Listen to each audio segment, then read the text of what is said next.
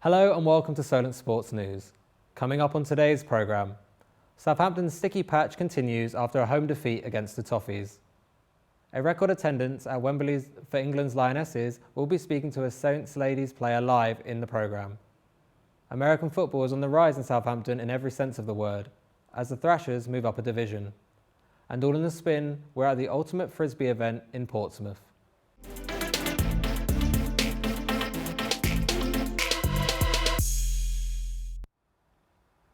Good afternoon, I'm Steve Ravel and you're watching Solent Sports News. Southampton continue to struggle in the Premier League. The Saints suffered another disappointing result this weekend as Richarlison's 75th minute strike condemned them to a 2-1 defeat against Everton on Saturday. Southampton have now lost their last 4 consecutive home league games at St Mary's for the very first time. Our reporter Anna is live at St Mary's. Anna, what's the update? Good afternoon, Steve.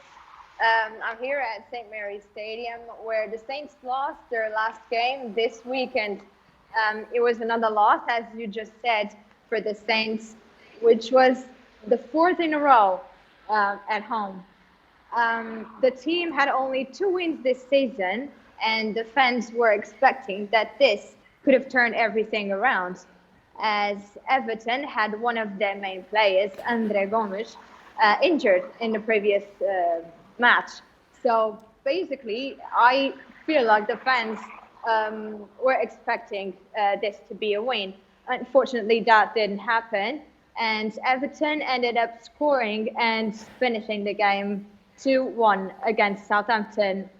I talked to former Saints reporter John May about the current situation of the club. Let's hear what he has to say. So they've sold their best players, Virgil van Dijk at Liverpool, most of the Liverpool team, former Southampton players, as you probably know, Sadio Mane, Adam Lallana, people like that, and they've not replaced them. They've not replaced them like for like. Biggest problem is the lack of ambition, and nobody seems to know what the owner's plans are for the club. So lack of ambition and not knowing where the plans are for the club are probably the main issues that the club has for now and probably for the next season. The Saints are now facing a very difficult situation, and they are 19th on the championship in front of Norwich. This has been their worst season in 15 years, and I think we will have to wait and see what they can do until the end of the season. Thanks a lot for that, Anna. Chichester will host the FA Cup second round draw tonight. The Lily Whites are already assured of a place in the second round after earning a bye in the first round draw last month. Chichester are now the lowest ranked team left in the competition, playing their football in the 8th tier of English football.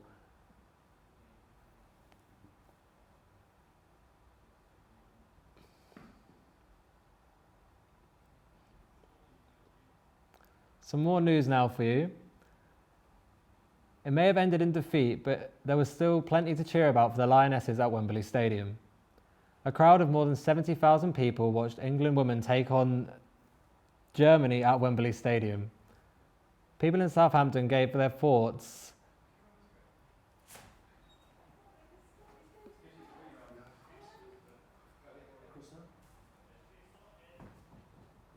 Jesus fucking Christ. Don't support female football because I don't really think it's for ladies, but I would never stand in anyone's way of going ahead and playing the game. Obviously you have to be very fit, but I think it's less feminine than most, but no, I wouldn't stand in anyone's way at all. No. I don't know like any situation in particular, but I just feel like it should be treated the exact same as male football, paid the same, like they work just as hard. Obviously I don't follow football as much, I don't know how if it works any differently, but I think the same with any sport, it should just be treated the same. I'd like to see it much more equal in terms of interest and investment, because I think that's probably the main bit that's missing. Is obviously there's a lot of money, a lot of corporations that are investing in the male football teams, and really the female team should be backed just as equally with the same amount of interest and motivation. So hopefully in 5 years' time, it'd be nice to see more of an equal balance. I can't see in 5 years' time it being totally equal, but certainly if we can see some inroads towards that, that would be positive. We have in the studio our reporter, Luis Jose, who will speak to us about the importance of Saturday's game. Why was this game so important for the Lionesses? Okay, not exactly this game, because it was a friendly game, England against Germany. It's more like the audience who went to the Wembley Stadium. We need to remember, in England, the most of the audience go to the national team. It doesn't matter if they're male or female. And for the female, the record is in Wembley, 80,000 people in the final of the Olympic Games. But this is the record of the friendly match with 78,000 people going there. So stereotypically, women's football isn't as widely watched. As you mentioned, the audience was way bigger. Is this something we can expect in the future for the Lionesses? Yeah, more or less, yes. We are now starting with the beginning, for the fans to following the national teams. Not maybe there are so many teams who started now to focusing in the female football. For example, now in Southampton, Premier League in general, they are having mix of branding for the female and the male. But now it's the focus for the audience in the national teams, and time after time in the future we will have a quite similar audience for both footballs. So next up for the Lionesses is the Czech Republic on Tuesday. What do you think they need to do in this game to win? For winning for the moment, I think so. It's a win match. Czech Republic has a really good team, but anyway, England has better. Thinking about I'm all the time on women's football, focusing about the school for the kids, because it's where you need to construct to build the future players. And in this case, in Czech Republic, you have good players, but anyway, thinking about England is most important. In general, European football is important, and England and Germany used to be the top. All right, thanks a lot for joining us, Luis. It's a pleasure. The ATP NITA finals in London are underway. The first day of the tournament started with a big surprise where Dominic Thiem defeated Roger Federer in straight sets. The Austrian had an excellent performance against the Swiss veteran, who now has no space for another loss. The Solent Kestrels men's basketball team managed to get another big win on Saturday. The men in red and black stayed undefeated after another defensive effort. Travis Charles led the way for the Kestrels, scoring 23 points and grabbing 9 rebounds.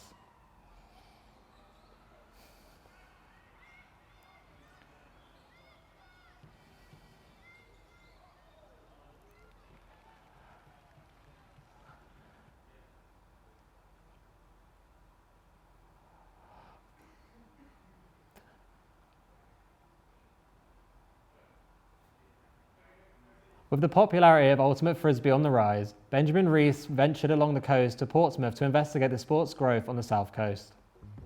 Portsmouth's futuristic Mountbatten Centre played host to the Sublime warm-up tournament this past weekend. The event attracted teams from along the south coast to sharpen their frisbee skills, and even had participants travelling from as far as Norwich, Leamington and the Isle of Wight. Catherine Powley is the president of the University of Portsmouth team and organised the tournament. She was encouraged by the growth of both the tournament and the sport as a whole. Good words getting out about warm-up and what it's about and kind of the fun club atmosphere we've got in a university tournament. But yeah, it means the frisbee's kind of growing, the community's kind of getting more attractive. Rawhide were one of the teams participating at the weekend and are one of the oldest clubs in Hampshire. Captain Tim Roberts explained the origins of the team. It was started around the Winchester area and was named after the Hyde area of Winchester, and then they added the Raw. We train once a week, loose, pick up and a little bit of drills once a week in Eastleigh at the moment. So a lot of the guys have probably been playing for the best part of 16 to 20 years. There aren't that many clubs around, I think, who have such an age range, because we have a few juniors as well, sort of 15-year-olds. In addition to the more established teams, new clubs are continuing to form. One such club is Southampton City Ultimate. Mark Stanmore, the club captain and head coach, describes more about the aims of the fledgling club. To grow Ultimate, primarily. First and foremost, is to create an Ultimate scene in Southampton that is bigger and can compete on a Southern League level, if you like. SCU is trying to grow it in Southampton, and we're trying to spread the wings or the fingers, if you like, to help encompass the other student and non-student teams so that we can all come together under maybe a Southern League. That's, the dream. If the sport continues to grow at its current rate, then maybe Mark's dream of a Southern League isn't as far off as he thinks. Benjamin Rees, Solent Sports News, Portsmouth. American football has been on the rise in Southampton and at Solent. Our reporter Leanne Goodall has found out more. American footballers, the Solent Thrashers, are holding tryouts this month in preparation of the new season, where they've been promoted into the National Premiership. They'll be competing against the best in the country, but in a sport that's not rugby, not football, and is pretty complex to understand, just who is this sport for, and what does it take to succeed? People ask me what gets you into it and what is it like, is it just rugby with pads? And I'm quite a cerebral person, so I do a lot of thinking. But for me, American football is much closer to a game of chess than it is a game of rugby. It's lots of different pieces who are limited in their role, but who all work towards a common goal, and someone somewhere has to scheme that from somewhere. But yeah, it's a thinking man's sport. I think with American football, one of the things that's great is it doesn't really matter your body type.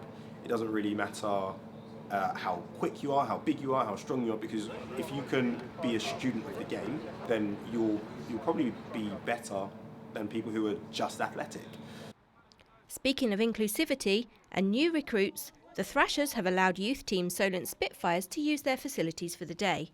Parent Lee Tyers has found a unique benefit of the sport for his 7-year-old son. So my son was diagnosed with ADHD. We were constantly trying to find something that he could funnel his energy into and could focus on. And it's one of the only things so far that we found that really does accommodate him like that. As the Thrashers enter a new, challenging phase, head coach Steve is thinking about how to build on the success of last year and just what it will take to succeed at Premiership level. You have to go in believing that actually we're going to improve as a team, we know that. All of our players are coaching each other and people are supportive and know each other's families and that sort of thing, and that all builds towards that team spirit. I said to the guys just before we started this session, we're going to be playing against the best, and to the new guys, you're going to be playing with the best. It seems that this minority sport, that may not seem like it's for everyone, is in fact inclusive for many.